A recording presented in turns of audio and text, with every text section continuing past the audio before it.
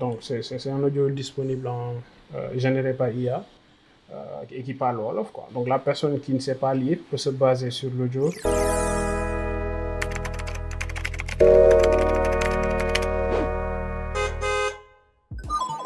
Salut tout le monde, je suis Mamoudou Dieye, fondateur de Pello, une startup spécialisée dans la création de robots digital disponibles sur WhatsApp. Vendre sur WhatsApp devient un jeu d'enfant.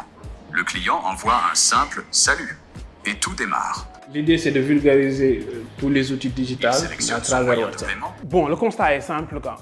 Actuellement, nos grands-mères, nos parents, tout le monde utilise WhatsApp. On est près de 2 millions d'utilisateurs dedans. Donc, la plupart des gens ne comprennent pas le français, mais quand même, ils réussissent à l'utiliser. Donc, un chatbot, logiquement, vient juste plus accompagner. Un chatbot, c'est un robot avec lequel on discute et qui est capable de répondre, de comprendre ce qu'on lui pose et de répondre aux questions.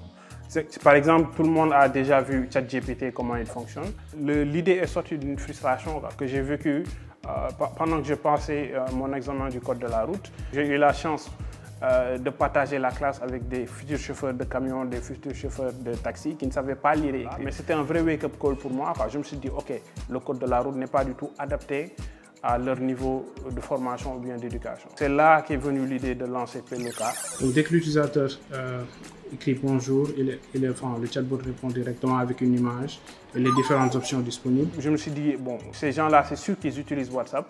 Donc pourquoi ne pas créer un outil qui va leur permettre d'apprendre le code de la route directement là où ils se trouvent à tout temps, c'est-à-dire WhatsApp.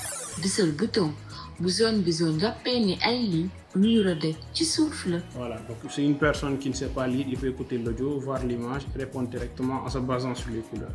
À cause de vous, là, les écoles de conduite vont plus avoir de travail? Non, l'idée, c'est pas ça. L'idée, en fait, c'est de les aider à pouvoir avoir beaucoup plus de clients. Parce que la plupart des autres écoles sont limitées aussi par le nombre de personnes qu'ils peuvent contenir dans les salles de classe. Alors qu'avec ces solutions-là, ils n'ont plus de limite sur le nombre de personnes qu'ils peuvent contenir. Je clique sur A et automatiquement, le système me dit est-ce que j'ai trouvé ou pas. Donc, on va voir si j'ai trouvé. Mauvaise réponse.